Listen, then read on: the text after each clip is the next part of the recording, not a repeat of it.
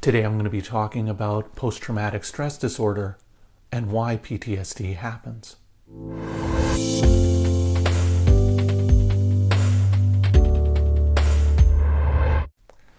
Hi everyone. Today I'm going to be talking about post-traumatic stress disorder and a model for understanding what's going on in PTSD and why it happens. But before we get into that, just a couple of disclaimers to go over. I'm a registered psychologist in the province of British Columbia, Canada, and this video is for informational purposes only. It is not intended as a replacement or substitute for advice from your doctor or mental health professional. And I hope you've been finding my videos helpful. If so, and if you're interested in seeing more, please hit that subscribe button and notification bell, and you'll be alerted every Thursday whenever I post a new video. So with those things out of the way, let's start talking about PTSD. Now, PTSD is a very well-known condition. People hear a lot about it. There's lots of media portrayals of PTSD. But for a lot of people, they don't really understand what PTSD is or why it happens. And so in this video, I'm going to be talking about a model for understanding post-traumatic stress disorder. And now this is a cognitive behavioral therapy model of PTSD. And I like to use it because it informs how I treat PTSD. And some of the treatments I use for PTSD come directly from this model and this understanding. So the first thing to understand with PTSD is to take a step back and to recognize that we all want to be safe and we all want to feel safe. And being safe and feeling safe generally tend to go together, but not always. Now, so sometimes we can feel perfectly safe when we're in grave danger. And other times we can feel like we're in grave danger when we're actually perfectly safe. So for example, suppose I'm going out for a walk. It's a beautiful sunny day and I'm walking on the sidewalk. I feel totally at peace, totally calm, totally at ease, enjoying the sunshine and the warm weather. Unbeknownst to me, they're raising a grand piano into the 15th floor window of the apartment building above me. And the rope that's holding that grand piano has snapped. Well, the grand piano is coming crashing down on me, and so I'm in grave danger. But because I don't see the piano, I feel perfectly safe. So I'm feeling safe even though I'm in real danger. Now, flip side of it, I'm in a movie theater. I'm watching a really scary horror film. Gets to a really intense scene in the movie. Guy jumps out of a shower with a big knife. I react. My heart's racing. My palms are sweaty. I'm tense. I feel like I'm in real danger. I feel terrified. But in reality, I'm in a big comfy chair in a big room with lots of other people, and I've got a bag of popcorn with me. So I feel like I'm in real danger, but I'm actually perfectly safe. So feeling safe and being safe aren't the same thing. Now, when traumatic events happen, motor vehicle accidents, assaults, natural disasters, workplace accidents, any of those types of things that can trigger PTSD. Whenever these traumatic events happen, it's natural for us to want to mull over and to think about and to understand what happened in order to use that information to help me to be safe in the future. So in other words, I want to process and understand what happened to be able to use that information to keep me safe going forward. The problem is that sometimes when I think about these traumatic events and I think about these upsetting incidents from the past, what it can do is that it can bring up a lot of the same emotions that I was experiencing at the time of the event. And so what that means is that I start to think about the traumatic event and it makes me feel really anxious. It makes me feel like I'm in danger again. And so thinking about the traumatic event actually interferes with me feeling safe in the present. So there's this kind of push and pull. Part of my brain wants to sort of process and understand what happened in order to be able to use that understanding to help keep me safe in the future. But by doing so, it interferes with me feeling safe in the present. And so it's kind of this tug of war in my brain. I want to understand it, but I don't want to think about it because it makes me upset to think about.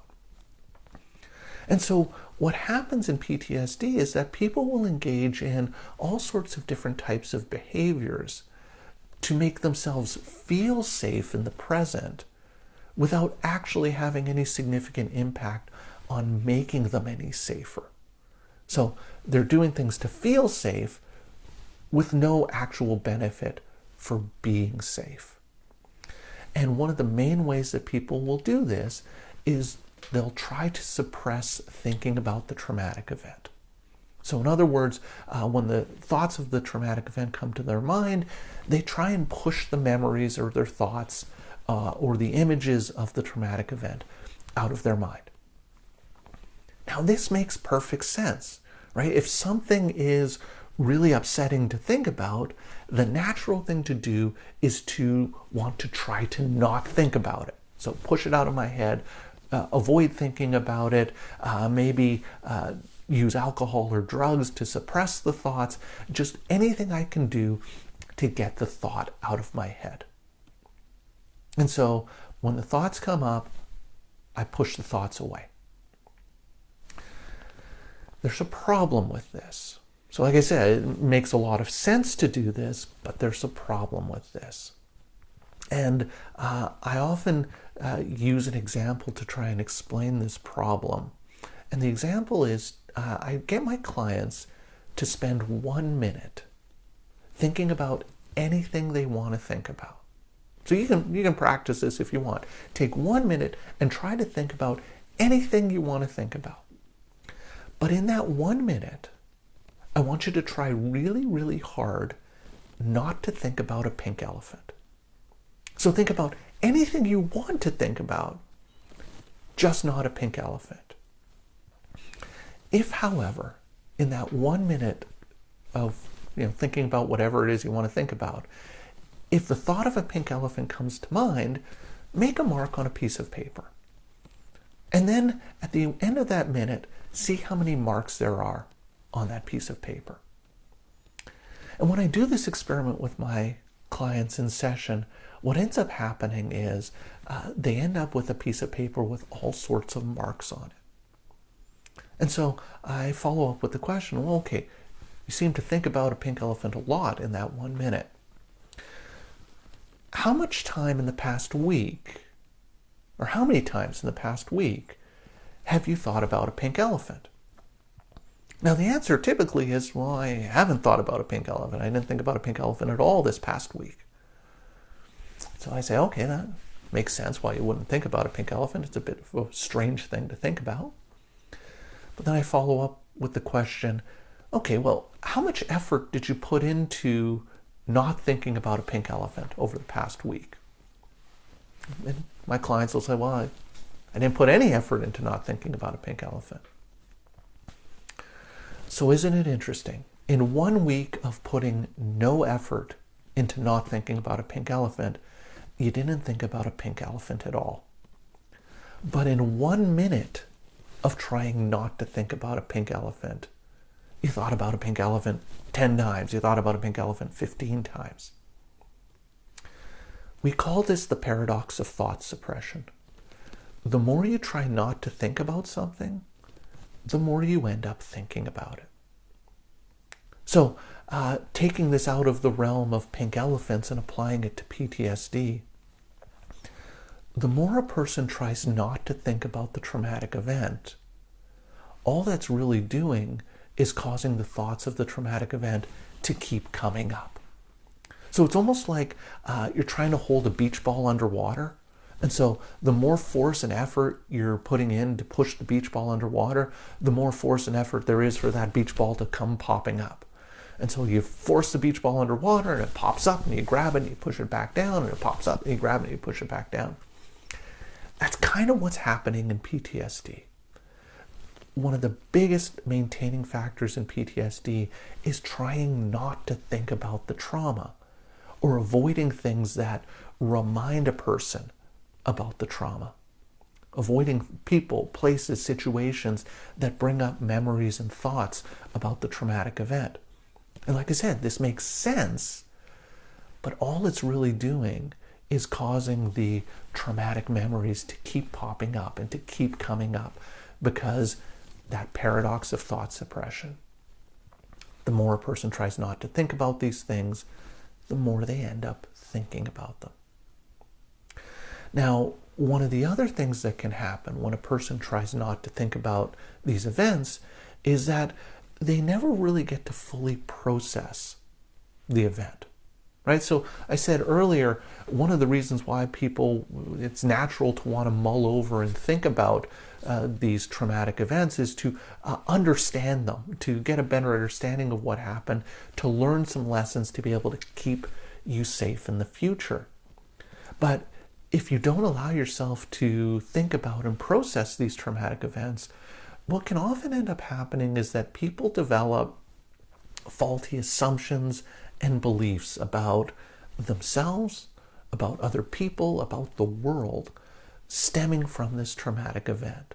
So these are faulty assumptions and beliefs that maintain the anxiety, that maintain the distress, that maintain the traumatic reactions. But we never challenge these assumptions. We never actually question whether or not these assumptions are true. We just accept them to be true because we don't want to think about the traumatic event, and we don't want to think about the assumptions that we learn from this traumatic event. So there can be all sorts of faulty assumptions and beliefs that a person develops following these traumatic events that says things like, I did something to deserve that traumatic event to happen, or it was my fault, or things like, nobody is trustworthy. I can't rely on anyone. So if you've experienced a traumatic event and you hold some of these beliefs and assumptions, that's going to maintain the distress and the fear, and that's going to maintain many of these trauma symptoms. And so by trying not to think about the event, you don't really get a chance to process the event.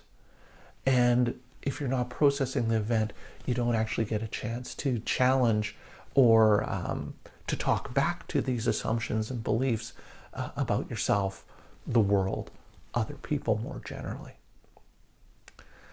And another thing that can happen with PTSD, and this relates primarily to avoidance symptoms, is that people will try really, really hard to avoid triggers or reminders of what happened. So if it was a motor vehicle accident, they may avoid driving by the scene of the accident. A person may avoid being around people that remind them of their assailant. All sorts of things that people can do to engage in behavioral avoidance. But in doing so, this behavioral avoidance just contributes to the impairments and the limitations in a person's life that's caused by PTSD. So essentially what happens is the places that a person feels safe get smaller and smaller and smaller as the person begins to see more and more danger and threat in the world. So PTSD tends to be maintained by all of these factors. It's maintained by that cognitive avoidance, trying not to think about the traumatic event, faulty beliefs and assumptions that a person learns from these traumatic events that aren't true, but they believe them to be true. And then behavioral avoidance, avoiding situations, places, activities that may trigger reminders of the event, and that can make a person's world become a lot smaller and really lead to a lot of impairments or limitations.